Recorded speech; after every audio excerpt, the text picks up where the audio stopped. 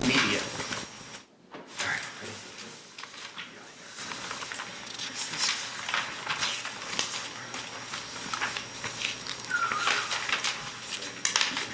All right, good evening, everyone. At this time, I will call to order the regularly scheduled committee meeting for the Village of Midlothian, September 5th, 2018, at 7 p.m. Roll call, please. Trustee Cagney? Here. Trustee Crowley? Here. Trustee Gillis? Trustee Ivan? Here. Trustee Killelea? Trustee Kreis? Here. Mayor LaRue? Here. You have a quorum. Please stand for the Pledge of Allegiance. I pledge allegiance to the flag of the United States of America and to the republic for which it stands, one nation, under God, indivisible, with liberty and justice for all. Thank you. We have a potentially lengthy agenda tonight, so please respect everyone's time. And we'll get right to it. Trustee Kreis. Won't you ask for public comment? Public comment? Oh, I'm sorry. Is there any public comment? Seeing as no for public comment, I'll close the floor to public comment. Thank you for the reminder. Under my business, the first item is a request for approval to execute the intergovernmental agreement for the Invest in Cook grant. I sent everybody the red line version and the final version.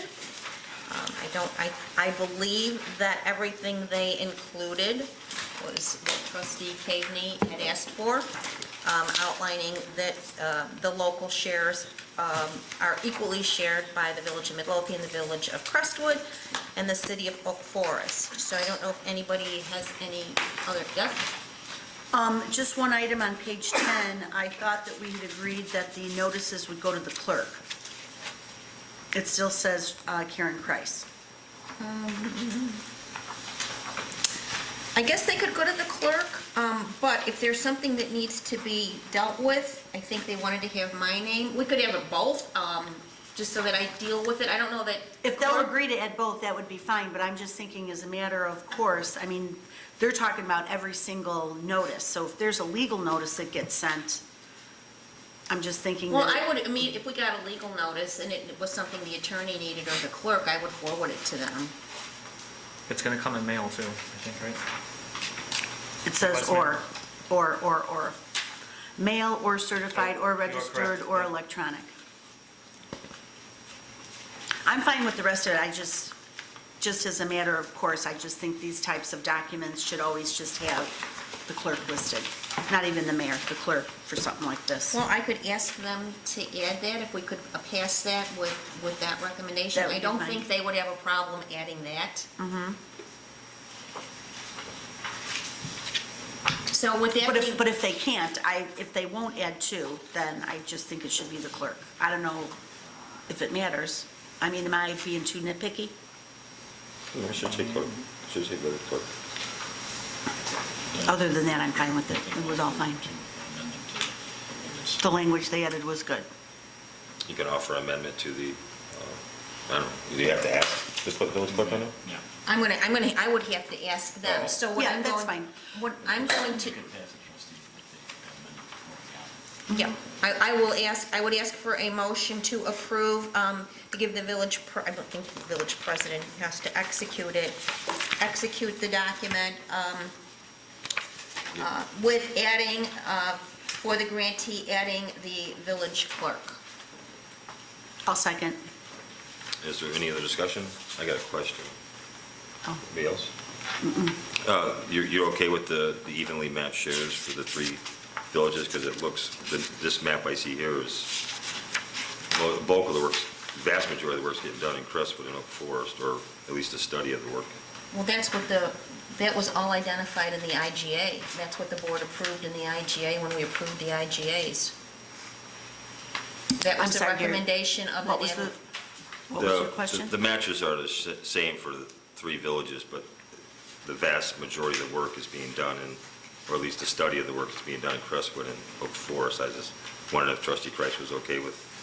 Well, that was the recommendation of the steering committee, the Natalie Creek Trail Steering Committee, and the board approved that IGA back in November, and nobody questioned it. Yeah, it's tough to see on this map because it's not It colored. is. The color map is better. It looks like Crestwood is getting new sidewalks along 135th, Midlothian Turnpike.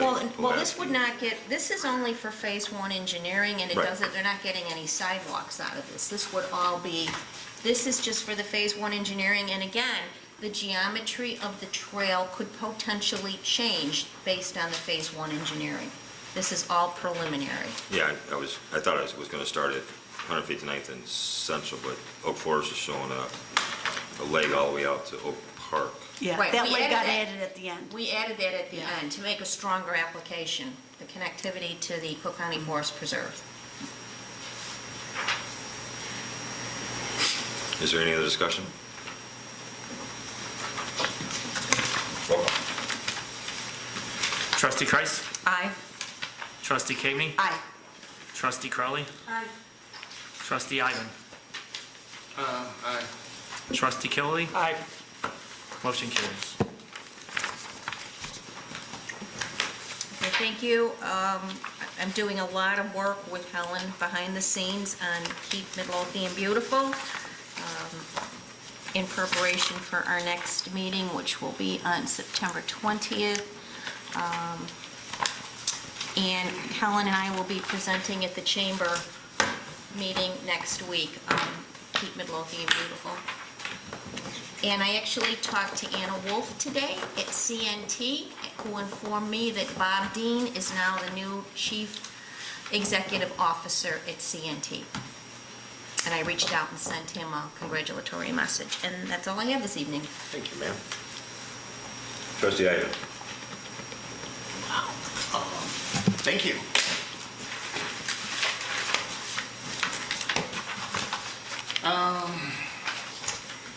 I sent everybody a new job description for the clerk level 3, where we added one more line, a supervisory line that was in the original document.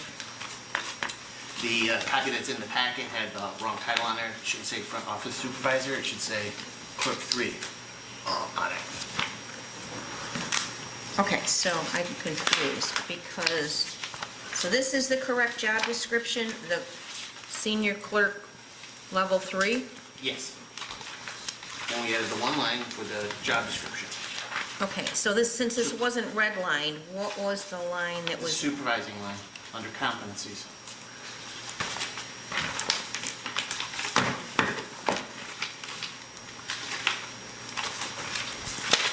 And that was the only change to the job description. So what I'd like to do is, since Wait, I... could I ask a question? Excuse me, because it says here, under the front office supervisor, so you're saying this was in the packet, right? I'm getting confused with you. This was in the packet, the front office supervisor, Still, yep. but it did have, this is a supervisory position. It did have that sentence in there. Yeah, and I just said that we took that. The correct version doesn't say front office supervisor. It says clerk 3. So everywhere Okay. where you see front office supervisor, it says clerk 3. Should it say senior clerk level 3? That's the same thing, yes.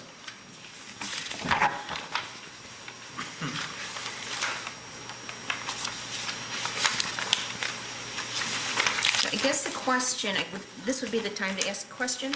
Sure. I guess the question I have is, my understanding was that the treasurer was supposed to be supervising the front office. I think that's what the board, was it 2 years ago we did that? And the treasurer will continue to supervise the front office.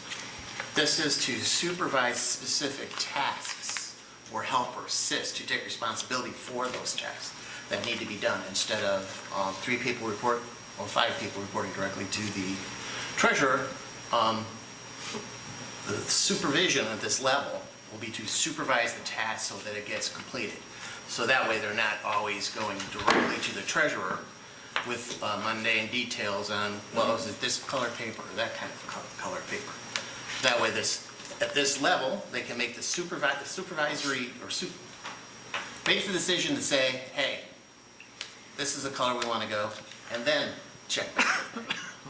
What this does is it loosens the detail oriented stuff being passed through Maggie on a constant basis. And brings it up to a more of an executive decision that needs to be made instead of that detail. I guess I'm a little confused. Sorry. How can I help you to understand what I'm trying to say? I guess I just don't understand how this was going to. So there's going to be 2 levels of supervisor for the front office. I'm just trying to understand how this is going to work. Now, there's one level of supervisor for the front office, and ultimately it's Maggie, but in this job description, we can assign supervisory duties to that person to help with a particular project. Okay. It is not a change in the org chart. Okay, so who would this, I guess, so this is a brand-new full-time position, or would this, who would, say in the past, who would This this? is the existing full-time job description, updated with the supervisor thing in there. Okay, so who would this position be replacing, what position? This position would be replacing nothing. This is the existing position that we currently have. That's open. It's And an I get- existing open position. That I have a supervising role that I want to add to the job description, which I had originally suggested to the board 2 years ago, and you guys said no. Okay. Is that, did you sufficiently, does that sufficiently answer your questions? And I concerns? believe so. Okay. Well, then, my only goal here is that we are unable to get another part-time person. So what I'd like to do is see what we can get out of the sea, so to speak, and put this out there, see who wants to apply for a full-time position as a clerk at a higher level. Yes, sir. Do you have a salary range? No, I do not have a salary range. I want to first see what we can get there.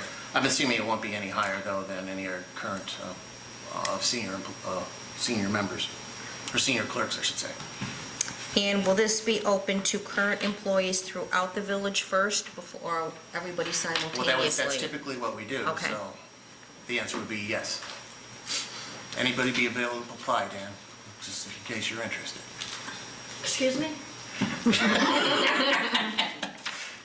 Hey, I'm just trying to steal them away. On your side of the board, so.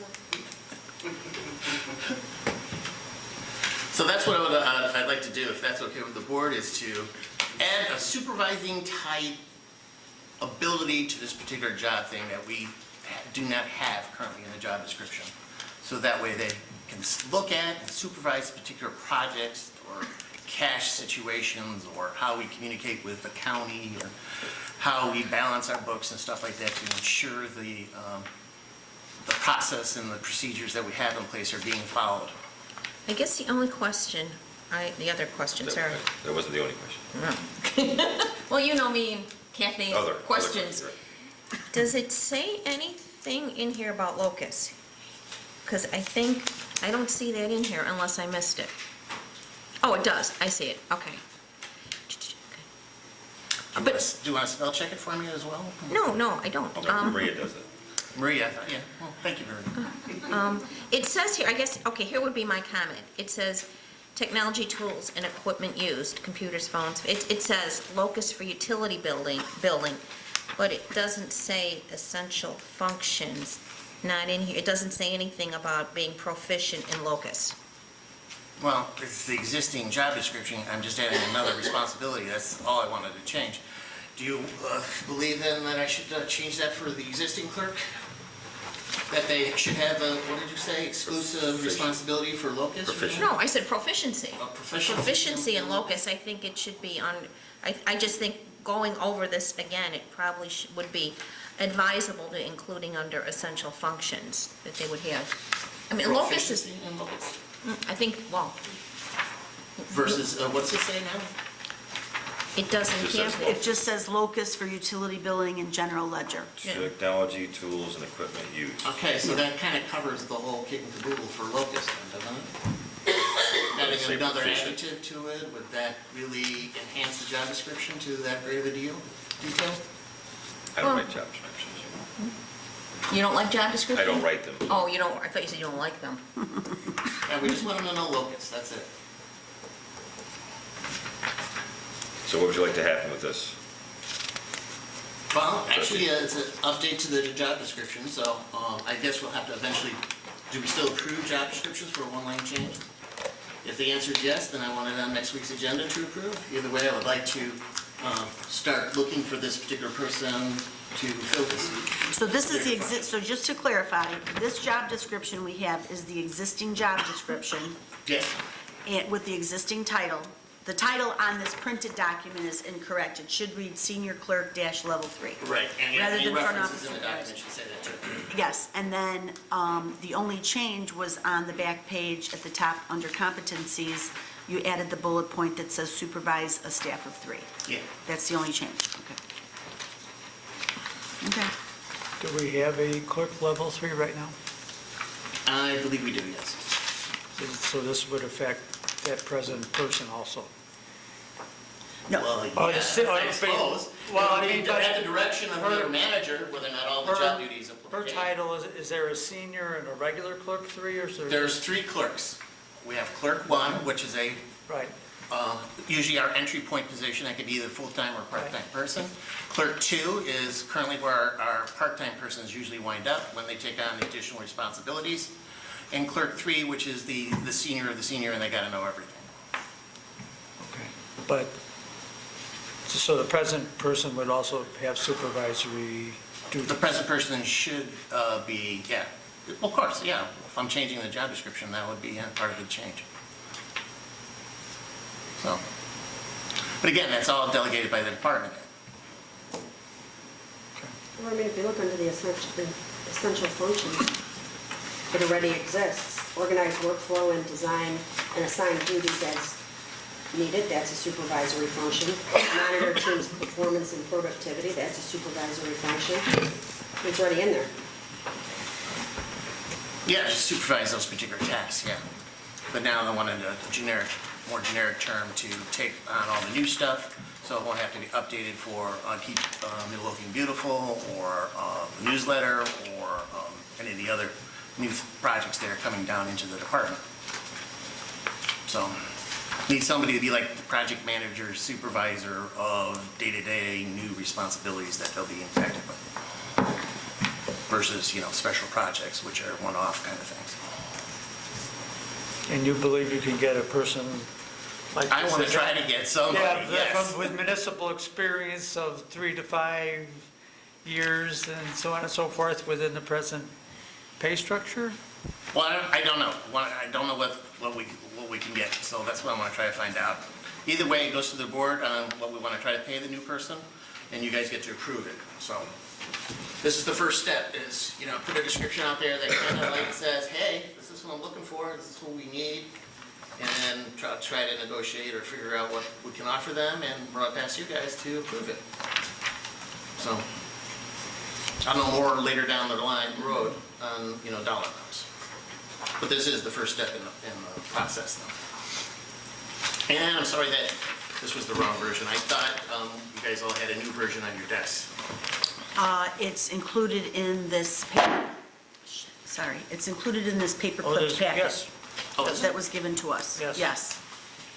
yes, we do. So it is, So the corrected one is in the packet. the corrected one is in the paper clipped extra documents that we're going to be reviewing in executive session. Okay. So you want this on the agenda for approval? Is that what you're saying? I don't know, do I have to approve it for the one-line change for the job description? Yes. I heard one yes. Supervision is a big thing. All right, well then I want to put it on the agenda. Everyone keep the hard copy so you don't have to get printed out another one next week, please. Well, no, I'll send it out to you guys. It's in the, It's already We in already the have packet it. then? Yes, we already There have won't be it. another hard copy. It's in this, Okay. anything else? No. So, thank you very much. Wow. We spent more time talking about a 3-line sentence than $35,000. I'm sorry. I didn't do my homework on the third side. Okay, trustee Gillis could not make it tonight. Our thoughts and prayers are with him and his family, Janet. He would like the board to approve the hiring of Alex Shear-Ruzzle as a K-I-E-R-U-Z-E-L as a part-time firefighter paramedic to replace the part-time firefighter paramedics that have left the department. Alex has passed the background check, so I'm looking for a motion to approve the hiring of Mr. Shear-Ruzzle. Make the motion. I'll second. Any discussion? Roll call. Trustee Crowley. Aye. Trustee Ivan. Aye. Trustee Kaveny. Aye. Trustee Killy. Aye. Trustee Kreis. Aye. Motion carries. Trustee Cavany. Thank you, Mayor. First, Midwest. There was some technical difficulty with their county permit. It expired. They applied for an extension, and we were told it would come in a day, and then we were told that the county converted their permitting system, and the permit system crashed, and we still haven't gotten it. And there was also an issue relative to the additional funding that was required to cap off the sewer and water. That was supposed to be addressed, and I was told that the demo will include that, and it will include removal of the foundation and the crawl. However, as of today, we still don't have an updated permit, so the building department has been issuing tickets daily. They started issuing tickets, I believe, last week, Thursday, if I'm not mistaken. So, tickets are being issued, and we have not heard a word from the insurance company, or the demo company, or the property owner. I misunderstood today, then during the department meeting where we were told that we did have the extended permit from. Oh, Okay. then that's new information that I was not given this afternoon. Okay. I apologize. Okay. Did they say when they were going to bring their equipment on and start working? Last Thursday. Well, the equipment is still not there. They haven't started demo, That's why. and so, But yes, the general contractor said that they were going to move forward, even without the extra money from State Farm. And they were supposed to bring the equipment last Thursday or Friday. yeah, it's not there. Drove past it today. You know, we all know. Yeah. So, they're getting tickets. Trustee, if I could get notice of when those tickets are up for the ordinance enforcement, and I will attend. Thank you. You have to speak up. Next item is the service master.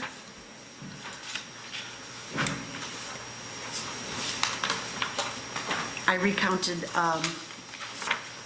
this quote has the quote for all the carpeting, which is $685 plus $225 for Scotch Guard.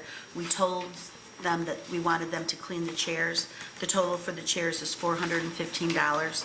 So the grand total for this invoice will be $1,325. So I'm looking for an approval. I'm making a motion for the board to approve the Service Master revised bid dated August 30th, 2018, in the amount of $1,325. I'll second it. Can you give me that total again? Because I got 685 and 225. Right, and the chairs are $415. He gave us the quote for the chairs on the back. It was $950 per chair for cleaning and Scotch guarding if the chair had a fabric back and a seat, and then it was $450 per chair for the chairs that just had a fabric seat. So I had to re-verify the number of chairs. Right, so the total is So what? the total is $13.25. $1,325. We have a motion and a second. Is there any other discussion? Roll call. Trustee Kaveny. Aye. Trustee Killy. Aye. Trustee Crowley. Aye. Trustee Ivan. Aye. Trustee Kreis. Aye. Motion carries. Thank you. American Tower. Last I spoke to them was several months ago. She told me that we would be getting this email, and it came last week. So American Tower is the company that leases space over by our reservoir on the north side of town, and they are sending this memo to let us know that their lease is now upside down because one of their tenants moved off. And now, their remaining tenant is T-Mobile, but they are in the process of merging with Sprint. And because of this, they are not sure that they can count on any of the Sprint contacts for the long term. Oh, and it was US Cellular that just recently left, which caused this tower to go into a negative revenue for American Tower. So they are asking the village to consider reducing their rent. Option 1 was to reduce the base rent by 50%. However, our 3.5 annual escalations will still remain the same. The base rent will be fully restored when the first new tenant is placed on the tower, and 10% revenue sharing payments will commence upon a second new tenant being placed on the tower. My concern is that I don't know how aggressive they're being in marketing this tower to get new tenants. I mean, I had this conversation with her at least 6 or 8 months ago. I don't really know what the lead time is for getting a new tenant on a tower, but being that all the large companies are merging with each other, I don't really know who else is out there that they could get to rent space on this tower. Does their current contract have a provision for us to reduce the rent if they lose? Oh, no, So absolutely why are not. we entertaining this? Well, I have to present it to you. Oh, I mean, I thought. I'm not advocating for this in any way, shape, or Okay. form. I just have to present this document to you. Okay? When is their current lease up? Mm, I'm sorry, I know. 2031. Yeah. No, it's, 2031. Next, oh, that's, I see. yeah, 2031. So, now, they may have, and I apologize, I didn't bring a copy of their lease with me. I believe they may have a termination option, just like Verizon has a termination option. So they could come to us and say, too bad, we're quitting, we're leaving. And they can take their equipment and go. So then we would be left with nothing. I mean, the village doesn't really rely on this, like, we're not living and breathing on this $1,907.39 monthly rental that we But get on wouldn't they it. have to buy out the rest of their lease? Nope. They just have to give us a notice, and that's how a lot of these are.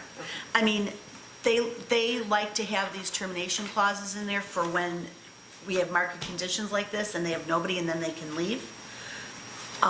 They usually don't like to do that if they don't have to, because it costs them a lot of money. It's gonna cost them a whole lot of money to come in and take all that equipment down and make any repairs that they may have to make when they do leave. So, I don't know. And if they I am in no hurry for us to, we don't have a real specific deadline on this, so if everybody wants to read this over, I can send you more information about their lease. I can send you a few of the key lease clauses, and we can discuss this again in 2 weeks. Trustee, the only concern that I would have is that from the emails that I've seen and documents that I have seen that have been forwarded to me, there has been no evidence provided as to how it's upside down. I believe. I agree. I'm not disputing Right. that they are in fact upside down. It sounds reasonable, but I Right. think for future procedure, the village should request documentation as to how that lease is upside down. Well, I wanted to present this email. I have not responded back to her at all. And so I wanted to have this discussion with the board and get input such as that from you, and any other questions the board members might have for me to send back to her. So I just wanted to bring this to everybody's attention. I mean, at some point down the road, we could get a letter like this from Verizon. Right. Who knows if somewhere down the road, the earth spins out of control and US Cellular makes a grand comeback and they take over all the cellular companies of the world, And for the board's benefit, typically in a situation like this, a tenant would not request that without providing you the documentation right. that they are in fact upside down. Right. So, and also we could be left with, we could be facing the same thing once all these fabulous little small cells start marching down Good the point. road. We'll be forced to allow those cellular companies to put those up. And, you know, who knows when that technology changes, what it would be like to have them, to make sure they come back and take those down, make repairs, whatever. So, but anyways, back to this topic. So they're asking for a 50% reduction until such time that they can get a new tenant on the tower. When they get a second tenant on the tower, they're asking for a 10%, they will provide us with a 10% revenue share payment. Okay, option 2, leave the contract as is. Remain with current non-guaranteed contract terms and payments. The landowner acknowledges being informed of the current degrading tower situation and are comfortable with the risk of any likelihood of an early termination. So, and tower removal due to loss of customers. So, So do you want to contact them and? oh, I'm definitely going to respond back to her, but I just wanted to share this with everyone and get everybody's input, your thoughts. Do we just let it ride and face possible termination, or do we consider the 50% reduction? Or what do you want to do? I would just And again, add there's, that the 50% reduction is not based upon any number, so I would presume that they are still including their profit margin within that 50% reduction, because they have not provided a basis for why it's 50% and not 60, 80, or 90. right. Or 30 for that matter, 30% reduction. So I'm going to presume that because they didn't provide that information, that they are in fact including their profit in that reduction. Well, we do need the information, you're right, but I would, again, the situation is definitely soft as far as cell phone towers, and if they provide any sort of information that looks like it could be kosher, I'd go for it. I think a You bird in go the for hand, I'd go for the reduction. Bird in the Reduction? hand is better, like you just said, what's going to happen? Yeah. I'm surprised they even sent us a letter rather than, hey, we're going to put up a small cell tower, goodbye, early termination, but, and there isn't any players that are going to move in. But you have to remember, Cell phone. American Tower is they own the framework. Right. They're not the tower company Right, like right. Sprint or Verizon. We've been receiving requests from, I believe it's Sprint. Sprint has a number of cell towers here in the village that are on private property. And they want to make they need to come in and do some maintenance work. So they contacted the building department to find out if there were, any permits or special use requirements, yada, yada. But that was just to come and do work on their own premises. And the answer to that is they do have to apply for a permit, but they're considered a utility company, so we don't charge them a fee. We just have them apply for the permit and make sure that all their contractors are registered, so we know that they're here in town doing work in case something goes awry for whatever reason.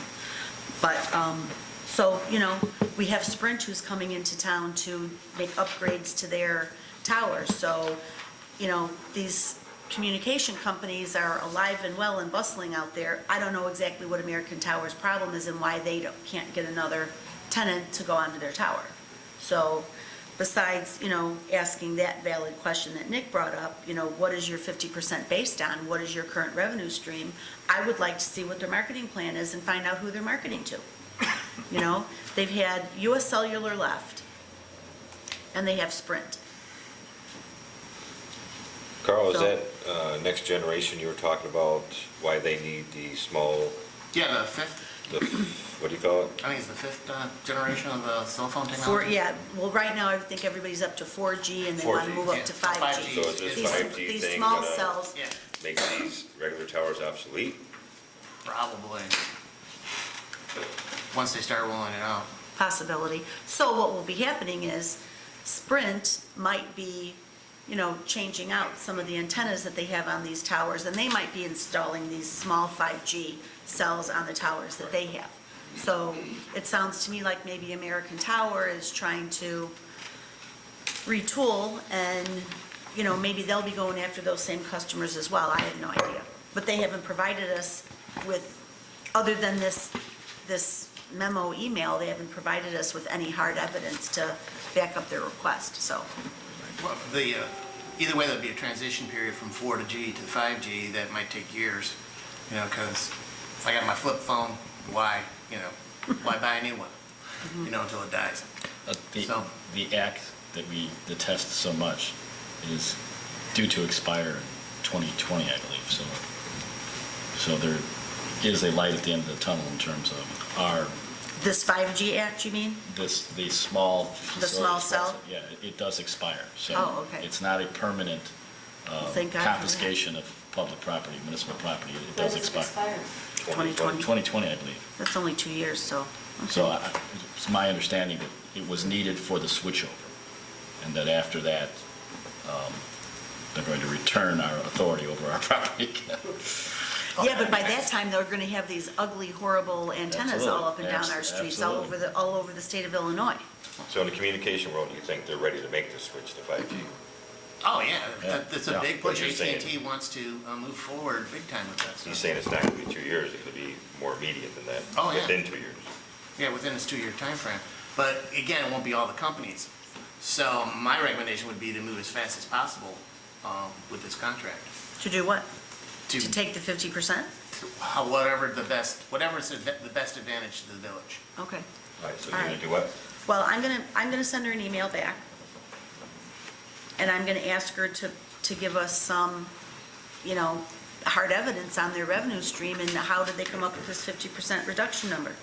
Okay. So, okay, I'll get back to her.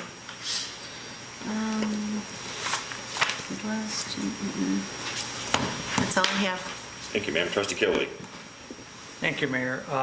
First item we have is request for approval to advertise for a replacement of utility worker who left. We're going on a merry-go-round here lately. And I'd like to ask for request for approval to advertise for a replacement worker. I'll second it. Any discussion? Roll call. Trustee Killy? Aye. Trustee Ivan? Aye. Trustee Cagney? Aye. Trustee Crowley? Aye. Trustee Kreis. Aye. Motion carries. Second item to request for approval is to purchase a 100-gallon weed killer tank with pump from, a used one from Roy's Landscaping. I believe it'll be $1,100, it won't exceed $1,100. And the idea is that we can do weed killing without having to rely on Roy all the time. Roy's may still do some big stuff, but we can do it if we see it too, not have to worry about when Roy's coming out. I'll So- second. Any discussion? I have one question. Yes. So, from our last finance committee, or the one before, I don't know which one it was, I thought what we were doing with the agendas now is that if it's a budgeted item, we're just letting the board know, so we don't need to approve it. And we're saying on the agenda whether it was budgeted or not, because that's what I did with my stuff. Well, that's a good question. In my opinion, my opinion would be, I don't think that's, I understand we should tell the board, and this could be a discussion for finance, but to me, the budget is the budget, but doesn't necessarily we're going to approve items for the exact same amount as the budget. And I think, I'm looking at the village attorney here I think the dollar for amount help. requires it. I think we have to approve a specific dollar amount. We can't just say it's a budgeted item for an expenditure, and beyond that, I'm talking, and I'm asking for your expertise. I thought that we decided that though in the finance committee, that that's how we were gonna do it going forward. We would put it on, and let the board know that it was budgeted or not. Unless I'm hallucinating, not being funny. No, but- we talked about it, you're right. Yeah, I've checked that a couple of times. So, So- if the board approves a budget and a line item is within that budget, then it has been legally, by the municipal code, it's been approved. Now, The expenditures are going to be approved when the bills are paid. when the bills comes up, exactly right. The second part is the practical part of, now we have to confirm from the paperwork that that is a budgeted item and that it was expended for what it was supposed to. Obviously, if there's a change in that, if it goes over a dollar amount pursuant to our ordinance, that's a different story.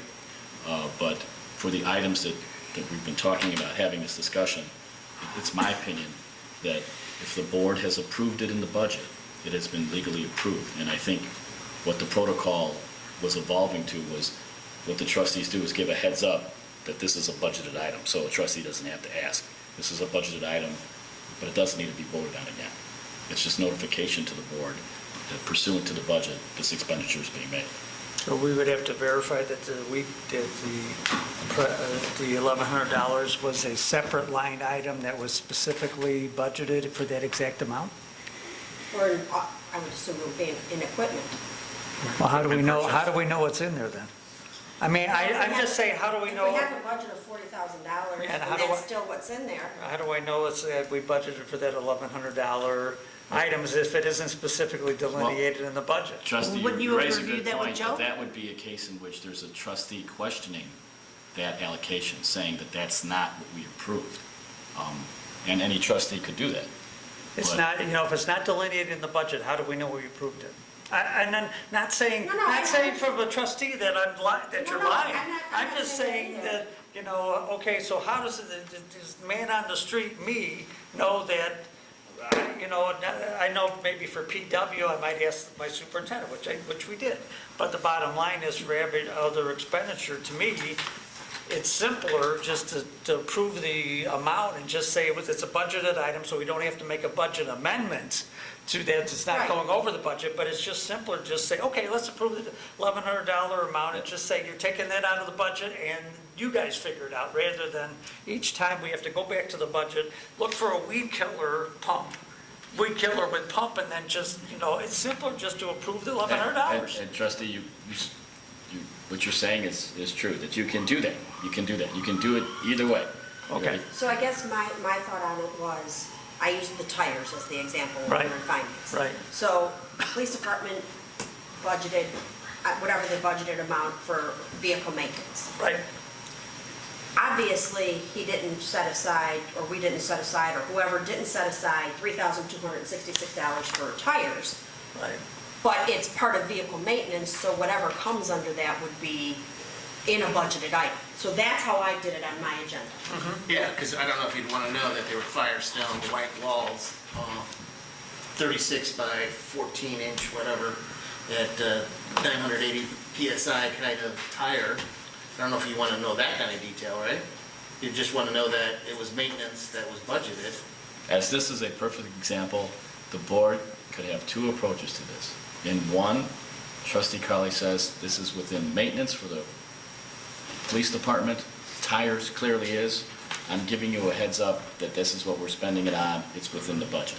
The board can simply acknowledge that that's fine, and the expenditure go forward. Or, if a trustee has an issue and saying, no, we never said that, I never said that we were going to spend it on that, I think there should be a vote, and you could Okay. call for a vote. Okay, and I can live with that as long as the finance department is keeping track of that we have that much money in the budget. And we get at least quarterly reports on that. Well, shouldn't Public Works and Finance work together on that? I mean, Yes, well, I mean, we all get copies of what our budget is Those reports should be sent monthly, so. monthly. yeah, Yeah, the right, actuals. right. Yeah, right. and so We have that's actual how I- reports, so like maintenance, we know that we have money left in maintenance. Right. Okay, but if we had a question about a certain item that we don't think that Absolutely. it's still proper to spend that at some point, or something Right. came up, then, okay. All right, And I guess if I could just add, I think sometimes when things are on the agenda for approval, we have some really good discussion. And sometimes we come up with alternatives where we don't have to spend that money. And I think there's things that are a certain amount have to be voted on. There's a threshold, isn't there in our ordinance, that Yes. things over a certain amount have to be voted on by the board? Do we know what that amount is? Is it $20,000? $20,000 No, that's for, municipal code, that is our ordinance and the Illinois municipal code. okay. But we're not gonna spend a lot of time talking about weed killer tank, are we? No, I didn't have any questions about that. That's why I seconded All it. right, just in the spirit of transparency though, Yeah. going I back put it to, on there. I mean, Yeah, I thought, yeah, I'm not we're still saying- gonna discuss it. it and was that discussed I in just wanna make sure finance. that I'm doing it right, Yeah. because I put budgeted item next to everything that's budgeted. Mayor, just in the spirit of transparency though, I think we need to spend more time openly talking about the budget and officially approving it by a majority of the board. You know what I mean? I think, Well, we already approved the budget. I know, so- just in the spirit of transparency, I think we should spend, as each board member, talking more about their part of the budget, their department part of the budget at a open board meeting. What would you like us to say? This much is. You mean is instead of included in- talking it here at a committee meeting, talk about it at a board meeting? Well, any meeting that we have Okay. is on record and Uh-huh. stuff, just, Oh, my so actually department's part of talk the. about the goals that the department head has set. My within the department's budget includes $30,000 for maintenance, and we can use that for tires and windshield wipers, and there's, I don't know, I just think we, Oh, okay, so like, in No. No, I Don's, that. I just didn't do it Yeah, this way. right. in Don's instance, we included the $200,000 possibly for a new roof. And, which we need to talk about. so, that kind of stuff you'd want to know then is what you're Just so we saying. could say it in an open meeting, saying. And this is in under, Public Works this is under Department, the equipment purchase budget in Public Works. we thought about redoing a roof this year, and this is $200,000, stuff like that. Right. Well, that sounds more like a department head just telling us than the trustees. It could be them too, but it could be after, while the budget process, while it's being approved, we could, I don't know. just- No, right, I would like- right before the approval. I feel like it went too quick, and I think it went too quick, I think. Okay. And now we're here discussing this again, and I agree with both of you. I don't know, just thought. So we have a first and a second, is there any other discussion? Roll call. Trustee Killy. I, Trustee Crowley. Aye. Trustee Cagney. Aye. Trustee Ivan. Aye. Trustee Kreis. Aye. Motion carries. we'll talk about the pay adjustments for Public Works in closed session, and then it will be approved in open session after that, hopefully. Yeah. The newsletter, I sent the notice out to the department heads, their administrative assistants, if they have them, and trustees. And for the trustees, I would just guess if you do submit something, please submit it in the present on our office machines, computers we have here, to make sure that we have all the same version of Word. Does that make sense, Trustee Ivan, that I don't get 3 or 4 different versions of Word and I can't read one or something? No, you should be good with it, whatever the current version word you have. Well, if that's compared- upgraded, I won't be able to read sometimes. Well, no, the newest version should be downgradable to, I think, 7 or 10. So, About if it's got Roman numeral, never mind. no, if it's got a room number, yeah, that'd be a little old. I just would, it would be nice, it would be simpler if it was on the computers we have, just to make sure we got all the same version and we have all the same formatting and things like that. It's going to be a fun event either way. As an addition to what the email you sent out, the text that you sent out, I sent it to my committees to come up with useful or helpful one-liners. So we have a little committee corner that, from the one-liner from the tech committee, one from the beautification, maybe from safety and so on, that might, just to provide additional advertising for those committees as well. Okay. So, All right, we'll see. This is going to be a lot of fun. And that's all I have. 2 things, where do we stand on the Loma you had brought up a couple weeks ago? Are we moving anywhere with that? Well, we're waiting for the rain rating committee to put their stamp of approval. It's already been approved, but I think since it hasn't been looked at for so long, I just want to refresh everybody's memory, make sure the process is going to work, and everybody's still on board with it. And we do need that for one of the items you're going to discuss, the TIF. Correct. It really would have to work in conjunction. Yes. Because the commercial, as you've talked many times, the commercial property downtown is virtually unmarketable because of the floodplain. But I just know that we were under this came up, this is over a year ago, this came up, and it was pretty much told that we shouldn't spend any money on the Loma until money was spent on flood studies and things like that, and quite a bit of money has been, village money has been spent on flood studies, or at least trying to get flood studies done. And I just attended a meeting last week, Village of Crestwood and MWRD and the country club, and it looks like the village will have to be putting out more money for the flood project over there on that tributary C.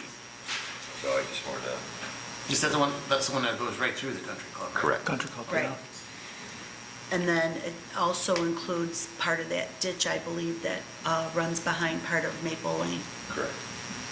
Maple Lane, Laverne, Country Club. Right, it goes into there's a small reservoir off 143rd Street, it's a block or two east of Central. That's where the reservoir is located. My concern is, and I, have brought this up time and again, we're still waiting to hear if we are going to get if we're going to get the grant for Jolly Homes. So I thought that we had agreed previously that we would wait to find out about Jolly Homes before we agreed to move forward to spend any money on the Loma. Because if we don't get this grant, we still need to do something to give the people in Jolly Homes some relief. So where are we going to get that money from? Well, let's revisit that. That's exactly why I want to revisit this, because again, as I understand it, the Loma was going to have a rain fund. It was going to be paid forward. If it wasn't going to be paid forward, there was no sense in doing it. It had to be Loma plus a process to get some money for additional flooding studies or the first priority, Jolly Homes. So that's exactly the point. I want to get this all hashed out at Rain Ready so that Rain Ready makes a recommendation to the board. It's a long time. We've had a good economy. We have several properties downtown that if we don't get them get them out of the flood zone, that it's useless to do a TIF, and they'll be sitting there until the next 50 years. Right. But I mean, also, there's nothing for prohibiting any of these property owners to going out and hiring an engineer and getting an elevation certificate and applying for their own law. no, It doesn't have to be only the village no, that does this. but we can't do, but piecemeal Lomas aren't going to do the job. Everybody has to have it. You can't have a developer sit there and go, wow, we're going, these guys have it, and these guys don't. That complicates the process. It's simple, it's easy. Now, and again, I'm not prejudicing the jury here because, again, I'm going to ask Trustee Kreis again to make sure that it's please on the agenda. Well, And we can- and again, I could just, we've not had a Rain Ready meeting because we focused on Keep Midlothian Beautiful. That Right, was one of the right. discussions I had with Anna Wolf today. And the way I see this, maybe we will kind of fold this into the CMAP Stormwater Capital Management Plan at some point. And I'm not sure when that next meeting will be, Right. because the CMAP board is, to my notes, the CMAP board is supposed to vote on the engineer on September 12th. I actually sent an email to Kate Vasic about that today. Right. So at some point, we would have to convene to talk about this, but I think the big part of that is the pay it forward. That if we're gonna do this, there has to be a plan for the residents and the businesses to start to somehow reimburse the village. And I know Clerk Moskal had done a lot of research on this, and hopefully you can help us as well. But that was key, to do this whole pay it forward. Right, well, last year when we discussed this, we had come up with a whole plan Right, on how that was right. gonna work. I just want to. But what I don't recall in that process was if there were some residents or property owners who refused to participate, what were we gonna do? Were we gonna lien their property? The village was gonna pay it and just lien them?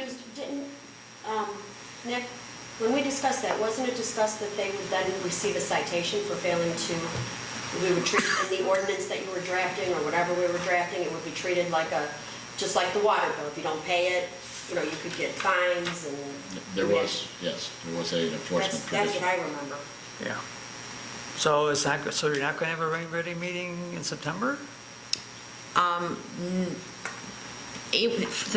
The way that would fall that day, we would be here for hours on end, because we start with Natalie Creek, then we have Keep Midlothian Beautiful. So my idea, as I was talking to Anna Wolf today, was to tie the next Rain Ready meeting to the CMAP LTA. Okay? I'm just trying to be respectful of everybody's time. Right now, that day, we're gonna be in meetings for at least 4 hours. So it's going to be on a Wednesday. No, it's on a Thursday. Thursday. Keep them here, wait a minute. Natalie Creek and what else? KMB, Keep Midlothian. Oh, I thought KMB was on a Wednesday. No, this is on a Thursday. So, It's the 20th, right? Okay. correct. I'm just trying to be respectful of everybody's time, and I thought we could maybe tie it into when we have the next CMAP meeting, okay? So are we saying though that we think that, because I remember this conversation vividly, and last time we had it, we were discussing the Loma, one of the things that kept just being discussed was, are we doing this in order of the Rain Ready plan that was approved by this board 3 years ago? Are we doing that? Because that plan is what this board agreed to, and that was one of the things that we've all discussed back and forth. Are we, I don't remember it, I've read it, I'm sorry. I think the don't Loma was like remember. number 5 on the list. And so is that, are we doing it in order? And that's why we need to have another meeting. Ask the question, where does the meeting at the country club come into us paying more money for tributary seat in our plan? That's confusing me. Yeah, that wasn't it. That was never in the plan, that we would have anything on our list of contributing to that. It is unincorporated, so I'm just asking. You threw me for a loop. MWRD is looking to complete a project over there, and it would require Midlothian to give up some money to help make the project happen. So how does it work when you're dealing with an unincorporated area? It's Bremen Township, it's Crestwood, Midlothian, Bremen Midlothian Township, Country and Club, Midlothian. it's Crestwood, yeah. Yeah, but it's the unincorporated, I thought it was like a half a block or something. Remember when we were there talking to the I know, MWRD guy? I was out there with the engineers myself. I was out there with the engineers myself, so I Yeah. know where we're talking about. Because the country club's is, Yeah, I was with you though that day when he was there and we were talking about how he's gonna make the turn wider and stuff. Yeah, Instead, one day you were, yeah. I Yeah. got out there. oh, okay. not all of the area is unincorporated, though. That's going to be affected by this, correct? Correct. Like the country club's incorporated, the townhouses are incorporated, Maple Lane is. Maple Lane is incorporated. It includes Bremen Township, it includes Midlothian, the Country Club, Yeah. Crestwood. Initially, I believe this Trib C project was just going to affect Crestwood and the unincorporated areas, but then it was expanded to include some of the incorporated parts of Midlothian over there because of the flooding that happened. And now they're looking at scaling back the project to include more Midlothian and Midlothian Country Club than Crestwood. So Okay. so if it's unincorporated, that's the responsibility of the county, that portion? And the then township. Or portion- the township. Okay, and then the portion that would be our responsibility would be the incorporated section? Correct. So is there a presentation somewhere that we can see? They're so far off from cost to benefit ratio that it could be a long time. Well, I mean, look how long we've been waiting. It's gonna be 7 years from when I started till we could potentially be finished. And it You know, could- that's why I was making a big deal out of following the Rain Ready plan, because I knew good and well that from when they even put it in their, you know, what is And it, the they designated you as a project on their agenda, and they vote to agree to put that project in their budget, it's 5 years at a minimum. So could be 5 years for this, yeah. So we have our plan that we're following, so how do we slide something in front of that and still be in alignment with, When I you mean, say, our cost to benefit, if you think about it, we went from a 2-level, year-level protection to 25, because they could not justify what we needed. We needed a $24 million project, still leaving over 240 homes here in trouble. They couldn't justify Now, when it, you so say- they just shaved it off and said, we can't justify that. So how are they coming to you now and saying, hey, we're in the country club and we need to add some more? I'm confused. Midlothian is not driving this project, Crestwood is, and we're stuck in the middle. I don't know what you're asking.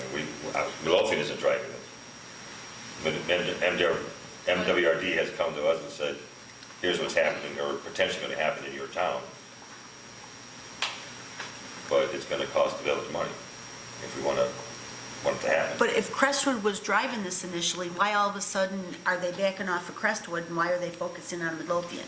What Because part of Crestwood was getting fixed? They're stuck, well, the creek along Laverne, and then they were going to do a retention pond at the end of Laverne at the turnpike, and the study shows that that's going to do nothing for the flooding over there. And do we have any idea what this potential project could cost? Is this in their phase two?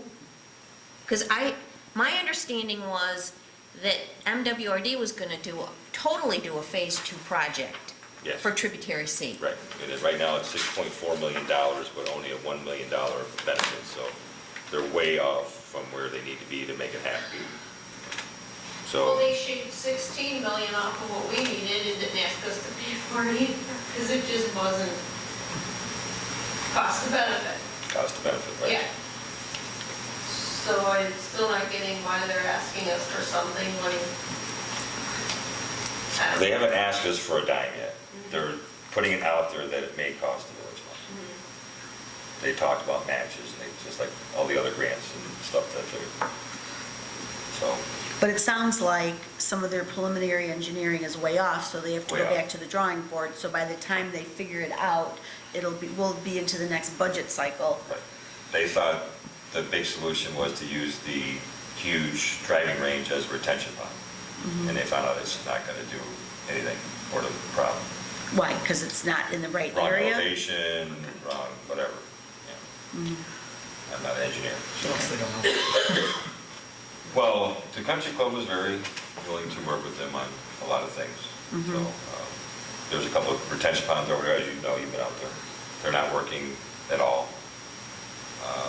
They would have to be redone. Spillway coming across out of the country club, all kinds of different things. But so, your question is what? That why are we spending money on that? No.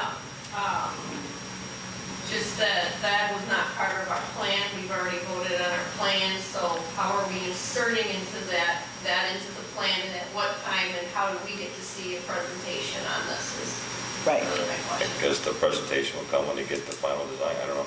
They don't have, like I said, they're a long way away from putting anything real together. It's $5 million or more off of where they need to be. So it'll be a long time. All right, where were we? I was just asking, there's some interest in some downtown property, and it could spur other, much more development down there, but with those businesses, properties being in the floodplain, it'd be a dead end, so.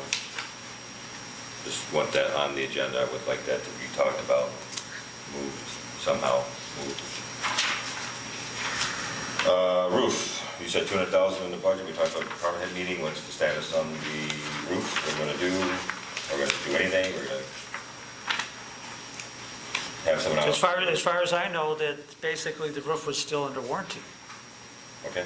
And I'll ask Superintendent Sperry about it, but as I far thought as, the whole roof was not under warranty. the whole roof doesn't need help. As far as I know, it's just the roof, the areas that are leaking are the areas that had the warranty from the gentleman who did it 10 years ago. And he is the same gentleman who wants to do the $200,000 roof. Now, you know, I haven't heard that he said, no, we're not responsible for that. So if he says, no, we're not responsible for that, then we have to see what he's talking about. I do have the paperwork for that, that he had a 10-year unconditional labor included warranty for that. It appears to me that that's the areas we're talking about, but maybe he can point out to us that, no, that's not the areas we're talking about. I mean, again, most of the roof was done in 1988, but there's police in this area has been done twice since then, so I'm not sure, you know, but what I understood Superintendent Sperry was going to talk to the gentleman and say, hey, this roof is under warranty, dude, here it is. He wasn't sure of his direction, so. would you like to talk about Okay, it? so I have to give him clearer directions and give him paperwork with what I think is happening. Sure. And then we will have answer back to you, Mayor. Okay. Anything else? No, thank you, Mayor. Trustee Crowley. Thank you, sir. A couple things tonight. First thing on my agenda is discussion of the structural engineer. We had a week ago, a little over a week ago, we had Innovative Design come out to do a walkthrough to determine a possible quote for the Village Hall study that we've been talking about. One of the reasons I wanted to discuss it tonight, even though I don't have that quote, is this gentleman did things a little bit different than the first gentleman that came out. He was very engaged in the conversation as we were going through. One of the things that he did say to me is, while they're putting their quote together on what it would cost for an entire an entire study and cost and all of that, is he looked at the wall in Public Works. And I think I'm correct in quoting him and saying, this could be a very serious problem that you should probably have somebody look at. So, we have a number of those things where the conversation, he didn't give me specifics, but a number of things, in different areas, in the police department, in Public Works, those ceiling, all of those things where, they could be serious problems. Obviously, we all know that the roof leaking, and when we see water in the water tiles, means there's the structure of if I'm saying it right, the roof structure itself isn't secure, which we don't want a roof falling in. The wall in Public Works is bowed out. We don't want a wall falling on our Public Works. I think these are things that I never realized how long certain things take and processes. I'm starting to kind of get that, but those are also things that I think we should all be aware of, in the fact that we have not maintained the integrity of our buildings for a lot of years, and we didn't have money, we didn't have this, but I think, in my opinion, and I don't have any engineering degree, but just in starting to learn what I'm learning and talking to some of these architects and getting people to have quotes, we need to be very cognizant of the fact that we have issues that need to be addressed. And, I think coming up with an overall plan, I'm still a little shell-shocked with the first quote. I'm hoping the second quote comes in a little bit closer to what we were all thinking, or at least what I was thinking. But it definitely is something that we need to be proactive in and not continue to be reactive when we have a problem. Do you know when was he expecting to get his quote to you? They called me right after the holiday. His secretary called me right after the holiday and said that he'd like to come back and take a couple pictures to include in his quote. And so I gave him a couple days next week that we could do that. And we wanted to get back into his department of Public Works. So I said, we'll work something out. But I wanted to keep everybody, up to date on that, and the problems that are apparent that we all know about. I just want to make sure everyone's aware. Anybody have any questions on that? So it's expeditious for two reasons, not just for the original reason, but more or less for a life safety type of operation too, that we would want to get this going as fast as we possibly can. But it's not going to be ready for the meeting, but It's not going to be ready for the meeting. but you could have maybe a possible committee meeting to get it going. And also, the other thing that I want to say is that we are, I don't know what the right answer is with regard to the study. If they come back and say the quote is going to be, I don't remember what the first one was, $10,000, $11,000, do we want to do that? We really need to, I think we really need to start putting that into the back of our mind. Now with the RFQ for the police department coming due that we're going to be starting working on, and everything else, I think we really need to all be on the same page and have a serious idea of what we're gonna do moving forward to make sure, one, I mean, and quite frankly, we expect it of everybody else in town that they maintain their property, and we should expect it in our own home. You know, and we should be the example. So I think that's something we all need to really think about. Discussion of part-time animal control officer.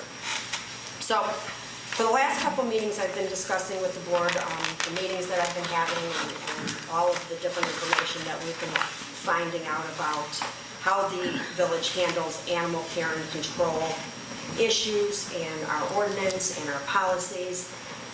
And I think I'm at the point where I don't have a job description. I haven't put pen to paper to formalize it in that way for you to look at. But between the police department, public works, the mayor, our village attorney's been involved,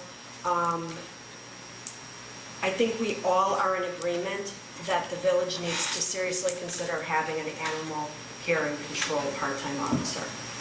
Now, one of the suggestions that we had, and that is an option, is that, you know, maybe Midlothian would hire someone part-time, and then Posen or one of the other surrounding areas would want to also piggyback and hire that person part-time. So that person, instead of just having someone who is eventually looking to leave, maybe someone who doesn't need the benefits, you know, they would have a 40-hour salary between the two, or a 35-hour salary, you know, which would help for longevity. But some of the numbers and the statistics that we've been able to identify are pretty significant. So just to kind of go over it, just so you guys know what I'm thinking, I asked the police department to run some numbers, and from May 1st, 2017 through August 6th, 2018, the police department alone responded to 579 animal-related calls. If you balance that out, it comes to about 31 and a half a month, or just over one per day.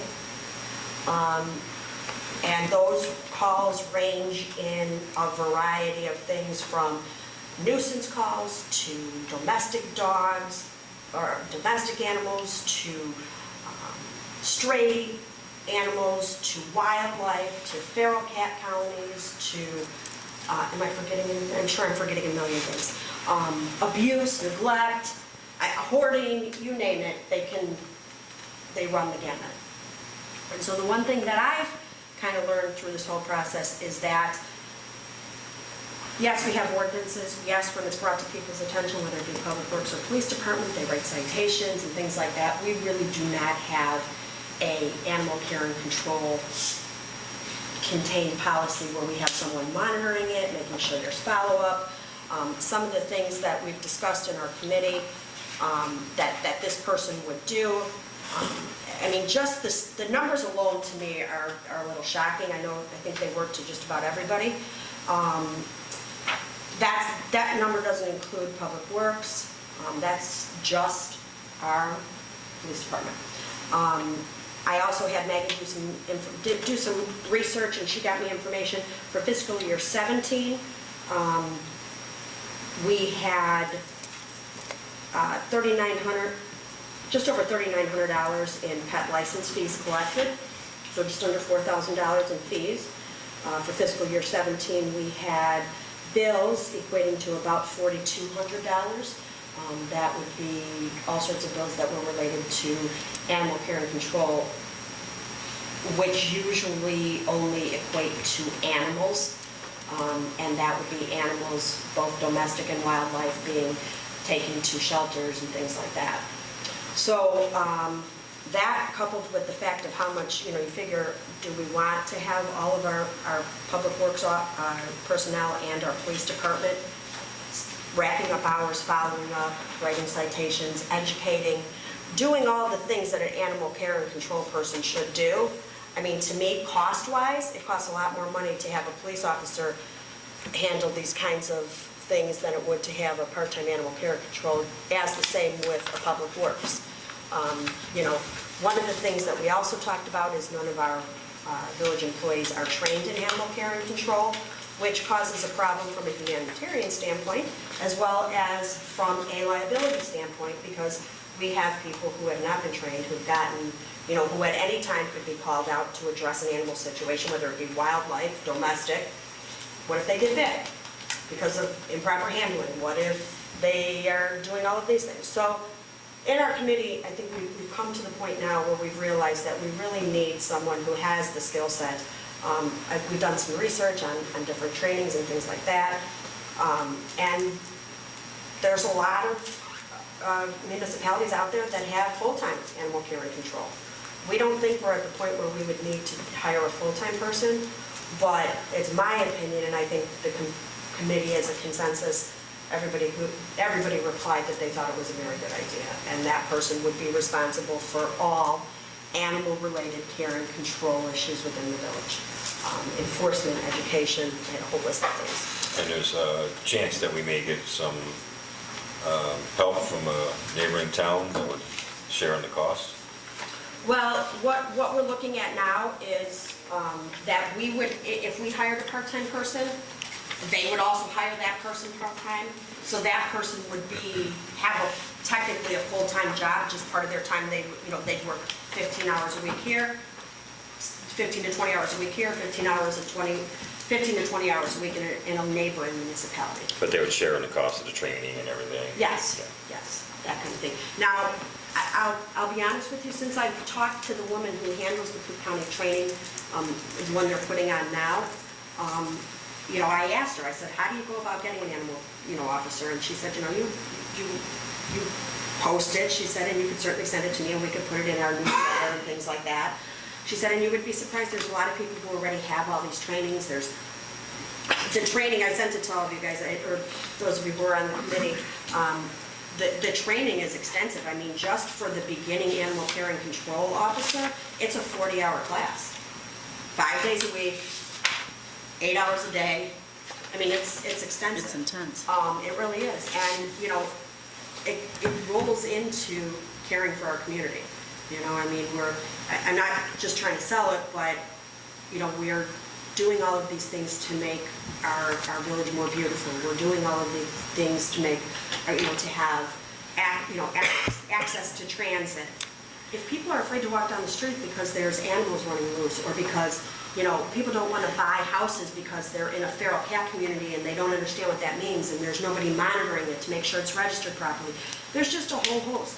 Not to mention the fact that, we have people who have, things happen and animals get out, and, we're not equipped and set up to be able to reunite those animals with their owners. I mean, it's just, to me, it's all around a good process. So my intention is, unless, the board looks at me and thinks I'm a little crazy, that I'm going to put together a job description. I've done some research, and it looks like the average part-time animal care and control person starts out making, between $11 and $13 an hour based on their experience. So when you think about the cost versus the savings of not having officers who are making more than that and public works who are making more than that do this, I think it's something that we should seriously look at, and I just want to make sure the board kind of agrees with me and feels that we're on the same page. I kind of wanted everyone's opinion. Yes, sir. Question, would that person be on call? No. So there's still a good possibility that police and public works would be Yes. called up. It actually a probability, not even a possibility. And one of the things I learned, which that was actually kind of my question, well, how would we work it? This person is not just an animal catcher. That's really not the primary goal, although if they're on duty when a call comes in animal related, they would address it. Because you have to remember that a majority of our calls are not just strays. They're animal problems, they're animal concerns, they're not, I mean, we have stray dogs, we have, but this person is going to, in my opinion, one, make sure that the police and public works are trained in safety, so if they do have to handle animals, they know what to do and how to do it.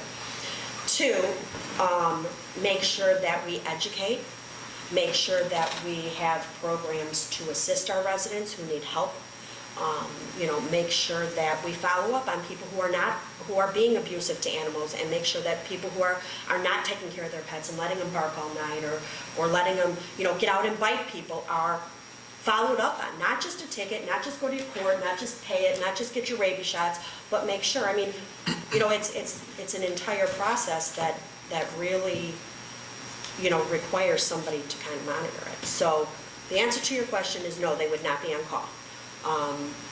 But the hopes in, the monitoring and measuring the program would be that, one, we reduce the number of calls that we're getting. Two, we increase the amount of revenue that we receive because we get more people who do have domestic animals licensed. We make sure that it's not a health safety because these animals are, vaccinated, or, things like that. We make sure that wildlife that's caught, I mean, there's so many, I did not realize the strict laws that the state has with regards to wildlife. I mean, you can't, if somebody catches a skunk, you can't release it. It's illegal. You have to take it to a shelter, and then they have to do whatever their policy is, There's so many things that I've learned along the way in this endeavor that, to me, it just makes sense to have somebody who's going to, make recommendations on the ordinance, make sure that that what animals we do have to capture are reunited as much as possible, take, the village is protected from liability, that they're, taken to rescues and things like that that are going to, continue our effort, the efforts of finding a good home, or the owner. This sounds like a good idea. It does. Raccoons? Anything you can imagine. Bobcats, Coyotes? raccoons, coyotes. Raccoons are an issue. There's a lot of people who have raccoons who Yes. eat, and they're in the, And the one thing that I learned from from the Cook County, the woman I spoke to who handles the program in Cook County, is that a lot of those problems, through educating our residents, can be diminished. You're never going to get rid of it. We live near a forest preserve. Yeah. But, people don't realize certain things you keep stored under your deck, because you don't want it to get wet, is perfect bedding for wildlife that's breeding. And so, I mean, my hope would be that this person would be not just an enforcer, but an educator and, kind of an advocate, and, assist people who are having problems with their animals, kind of, that sort of thing. Would this person, even though part-time, would they work on not a strict schedule, but like a rotating, would they work during the day, or could they work in the evening or late afternoon and also on the weekends? And when you were doing your research, were you able to reveal, are most of the animal calls, like strays or animals running loose, are most of those calls, are they all random? Are they mostly in the evening or on the weekends, or? Unfortunately, I didn't do it by a time of day. Obviously, if we're looking only to hire a part-time person, I think we would have to be a little bit flexible. Because if you're only paying someone a few dollars an hour part-time, you gotta leave, they're gonna want to be able to have another job as well. And that's why we're kind of hoping to partner up with another Community. jurisdiction, or another community, so that, that would be a little bit more flexible. And unfortunately, the way the reporting is, we don't have a category for each thing. So, it's animal-related calls, it's, I forget what it was. There's like 3 different categories we have. Stray animals, animal problems, animal noise, those kinds of things are the things and how we report it. So if it, we don't know animal noise, is that a coyote or is that a cat or a dog? We don't really know that unless we went through each and every one of them, and I didn't do that. You gonna put together a job description? I am, as well, I was kind of hoping that everybody would give me their input on what they think, so that I don't do this and then get to a point where no one's going to agree with me. Oh, I think it would be a good idea, because it would take some pressure off police and public works. And can you just get a job description from one of the other municipalities? I've already done that. I actually have it, I just haven't put it together yet. And I guess my question would be, I know Oak Forest has something, They do do. they have capacity? Do they have extra capacity? I've talked to two people now. I've talked to Melissa, who is their animal care and control person, and I also talked to, I forget the woman's name who's on the board. They were going to ask to see, as far as stray animals, again, this is just one small component of it, but as far as stray animals, the animal care and control person told me they did not think they would be able to do that. And as I started to find out a little bit more about their program, I kind of understand what they're talking about. So their animal care and control person works Monday through Friday, 9 to 5, 8 to 4, whatever it is. They have a volunteer group that comes in on the weekends and feeds and takes care of the animals that are in their kennel. How many animals can they hold in their kennel? I think it's 7, Wow. but don't quote me because it might Okay. be 6. Oh, that's a lot.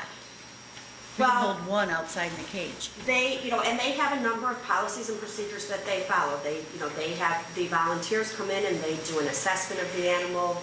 There's a lot that they do, but the problem comes in is obviously when we pick, they only handle domestic animals. When we pick up animals, it could be 2 in the morning, it could be 6 in the evening, it could be a Saturday, it could be a Sunday.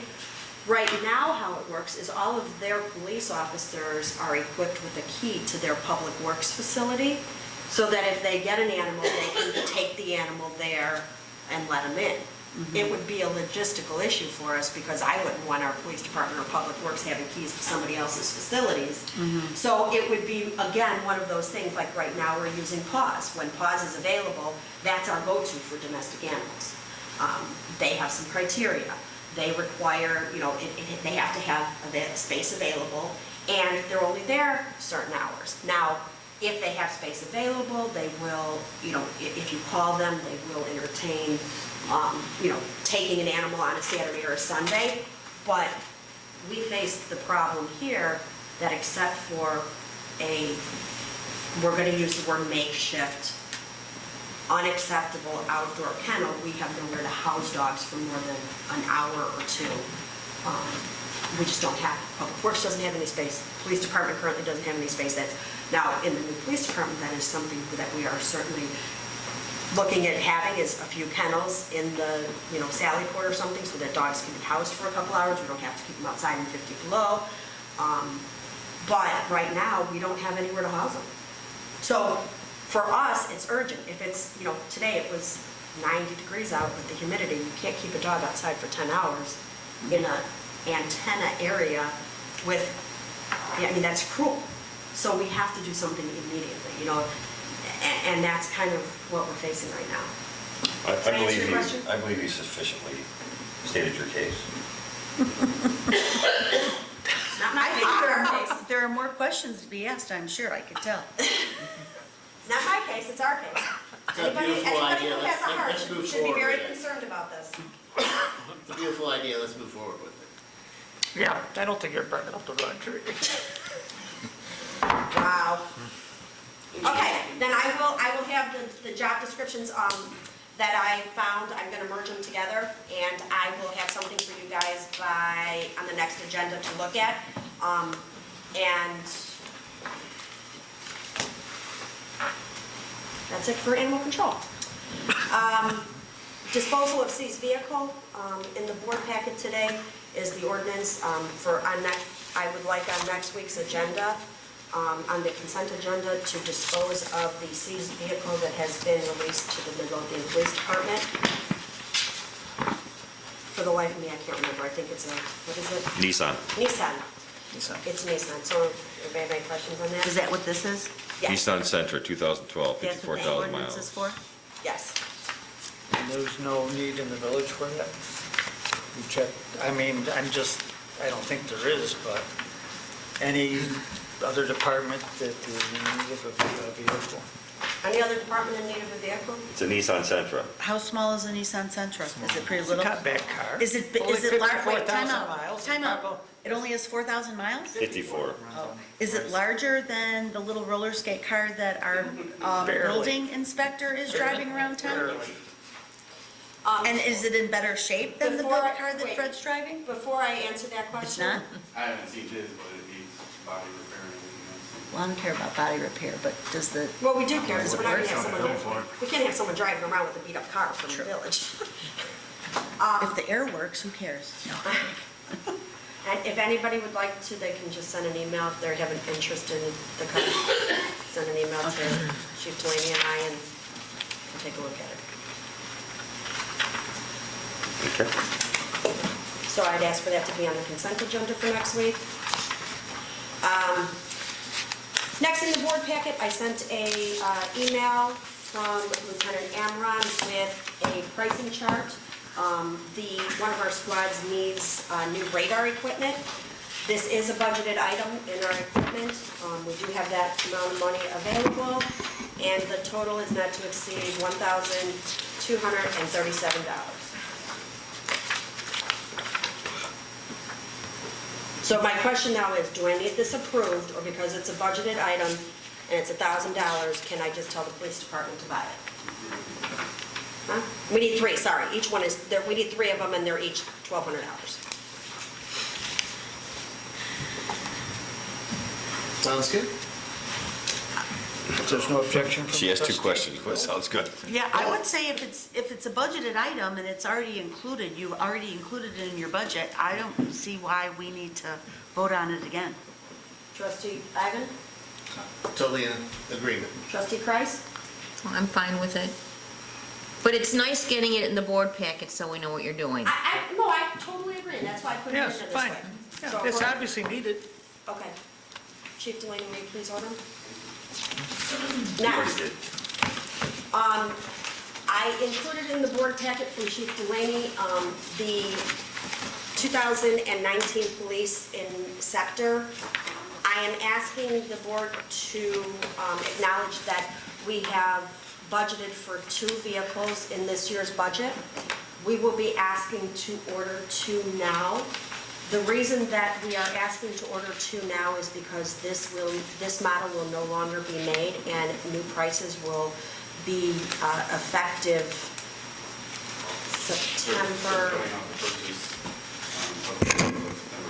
September 27th. So we'd like to order both of them now. We can pay for one now, and one when we get the vehicles. Neither vehicle will be ready until February? February, Takes that long? yes. Okay. So it is, we did budget for 2 of them. We just want to order both of them now, because otherwise we'll be paying next year's rates, and we will have to go with a different model. So it's $74,982 for 2? Should we? Yeah, right? Yes, it's- that's correct. 40 some odd, 37, 39, 40,000 Looking right each. here. yeah, 40,000 each. Yeah. Oh, 74, That's what I It's said. 38,000, 38,000. 38,000, yes, that's what You know, you have to pay for one now, but Right. I defer to Maggie on how she wants to pay for Yeah, it. so we'd like to order both now, and we'd like to pay for one now, and then one when we take delivery in February. So, otherwise, we will be going with a different model, and it will probably be more expensive with the new next year's pricing. But this would require board approval That's because of the on the amount, agenda, yeah. right? Yep. That's fine. Over 20. Because it's over $20,000? Over 20. Was that, okay. Does anybody have any questions? These would be replacing which ones? The last 2 ground bases we have this week. Thank God. And then those will go out for disposal? Nobody wants them there? Louis will buy it. Animal care control. We could save the Nissan for the animal care and control car. Better not get any, So unless anybody has any objections to that, I'd like to put it on the consent agenda for next week. Okay, purchase of both vehicles. Next on my list, I also, in the board packet, is a new computer for the detective division. This was also a budgeted item. This is the last computer, I believe, in the detective division that is from 1930 or thereabouts. It is a budgeted item, and it is $1,900, I believe, off the top of my head. I thought it was 900. 900, I'm sorry, we need one, right? 913. 913.68. Okay. It shouldn't be that though, because there's tax on there. It should just be Yeah, you need to take the tax 847.96. off Oh, sorry.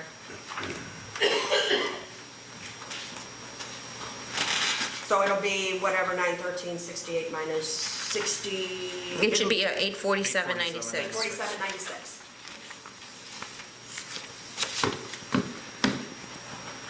Do I need to put this on the consent agenda next week, or can I direct our police chief to purchase his computer? You can direct them. Everybody agree? Yep. Chief Delaney, please order the computer. Anybody disagree? Yeah, we did. No, we did order it already. Trying to get me in trouble over there.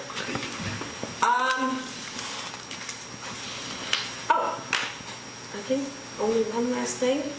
We have received to date 4 responses to our RFQ. The RFQ process will close tomorrow at 4 p.m. Chief Delaney and I have had a discussion, and we've asked another board member and the mayor to sit on the review committee, as well as our deputy chief, a lieutenant, a sergeant, and an officer, to go over and review it. And thank you to the mayor, and thank you to Trustee Killily, who have agreed to sit on our committee and evaluate the RFQs. So that's something that we will start probably next week. I hope to have some information to the board by the end of September. That would be probably a good guideline to have our next update on it. And I think, Kids ID program was a huge success. I don't think we've had a meeting since we did our Kids ID program. So a week ago Saturday, we had we had a couple officers out there. We had about 40 children throughout the day come and do their swabbing and do the fingerprints. Thank you to Helmet and the Technology Committee for recording it. Deputy Chief Rafferty doing the fingerprints. I think everybody had a good time. And I think it really was a good icebreaker for the community to come in with their kids and be able to make sure that our officers are nice and warm and fuzzy. We do have our senior seminar coming up. Deputy Chief Rafferty is at St. Chris tonight doing one for St. Chris. And we are doing our lunch seminar, our afternoon seminar on the 19th, if I remember. There's a lot of dates for me to remember these days. I can't remember my name. So, other than that, I don't think I have anything. Okay. Attorney Valdez? Just to clarify, I researched and determined that the Small Wireless Facility Act in Section 90 repeals itself on June 1st, 2021. So. Under my business, we'll discuss in closed session the department heads and the deputy clerks' pay adjustments. In the board packet, I included 2 proposals, actually a Phase 1 and Phase 2 proposal from Kane McKenna and Associates, providing or creating a TIF, tax increment financing district, for what we consider our downtown.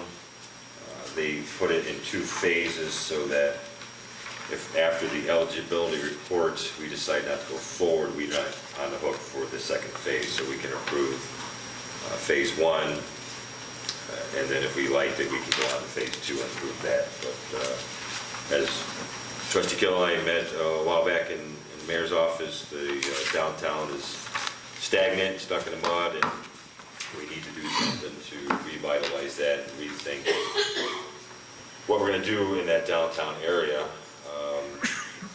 We know that TIF money can be used for acquisition and demolition of buildings, properties, so we thought this would be a good way to acquire the money to do something like that, especially since we see this whole block here is for sale to the north of the Village Hall.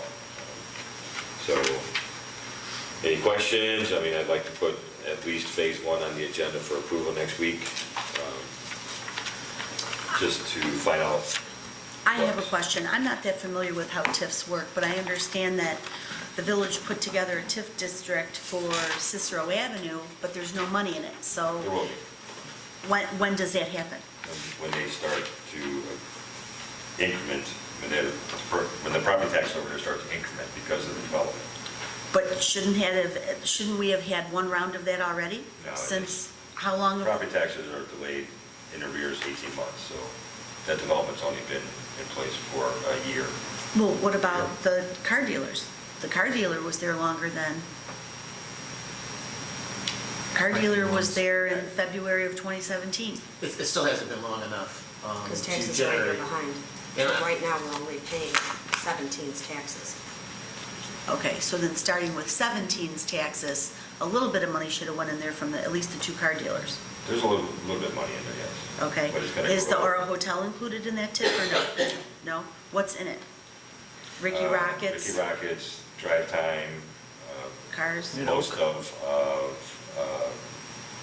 the Charter Fitness Plaza, Mid-Oak. Mid-Oak Plaza. You mean, Oh. not all of it? Not all of Mid-Oak? Not What's the excluded? not White Not Castles, White right? Castle. Not Walgreens. Walgreens, I don't think Walgreens is in it either. Why was White Castles and then Walgreens excluded? Well, White Castles was new They construction. were already new. Yeah, and so was More- Walgreens. More properties lowered the amount that could potentially be recovering. So it got cut back. Newer developed properties It were had taken out. originally included it, but it got cut back. Okay. So it's part of Mid-Oak minus Walgreens and White Castle, Ricky Rockets, Drive Time, and what about cars? Cars Inc. is in it, Cars Inc. And that's it. Okay. So there will be increment, we will be recognizing money in the TIF account, but at this point, there's really not a lot of money, nothing to spend it on, since the place is already developed, the infrastructure's already in place, and so we're gonna have to talk about it as we go forward. We're probably going to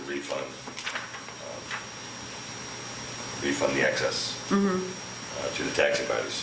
So, do we have a targeted area that's going to be included in this new TIF, or is that what the role of Kane McKenna is?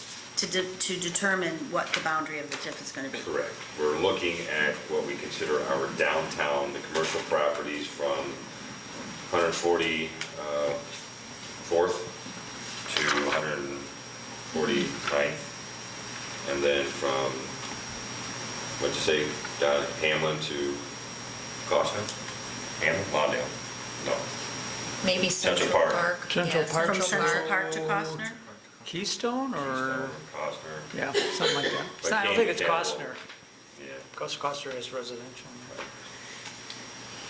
So they would narrow that down, that's what the eligibility report would help us identify, or they would help us identify the exact, confirm the boundaries of the proposed redevelopment areas, review with the village potential pros and cons, costs and benefits, advantages, disadvantages. And phase one is estimated to be about $6,500 to $7,500. So nothing off of Kedzie then, or on Kedzie, or going west of Kedzie? Why, Well, yeah, it'd why have to wouldn't be we separate, include too. down to Kedzie? You can't have you can only have a certain amount of residential, and we would have to, if we wanted to do the whole 147 stretch down to Kedzie, we'd have to include way too much residential, and it just doesn't work for a TIF. We'd have to have probably a separate TIF. You'd think we'd have a We'd separate. have to have We have a another separate TIF. Right. just for the Kedzie Avenue corridor, Okay. which Posen has on their side of Kedzie. But state's putting a lot of restrictions on TIFs as well, trying not to allow us to share TIF money with abutting TIFs. If, say we had TIF through the whole connecting Cicero to Kedzie, but different TIFs, we couldn't share money from Cicero to Kedzie, they're okay. separate TIFs. And it just, before they, I mean, I don't think that has passed yet, but that's what they're heading towards, To prohibit the sharing. prohibit sharing, which again concerns me because there's not a lot we can do with the TIF money over there on Cicero. The TIF is so small, and other than, I don't know, a monument sign, entrance sign, I don't know. Electronic sign. It has to Electronic be, line, has to be so- considered landscaping, so. But they would tell us all this stuff. I guess first thing is, are we comfortable with Kane McKenna, or should I look out to other companies? They're the preeminent experts in TIFs. Did they do our Cicero Avenue TIF? No. Who did our Cicero Avenue TIF? They did, yeah. Oh, yeah. Did they? Yes. Kay We McKenna started did- out with Kay McKenna Buckley, did the- right? The Cicero Avenue too. Didn't we start with Buckley and then we, No, but the people that did the figures and. oh yeah, it was always Bob Richlicki, that he's Yes, very that's well Kay McKenna. respected, very Yes. well respected. Yes. I'm good with it, yes. All right, I will ask then to have Phase 1 proposed downtown TIF district using Kane McKenna as our consultant, and not to exceed $7,500 to be on the agenda for next week's approval. And when they come out and show this to us, can they explain it to us? I still don't understand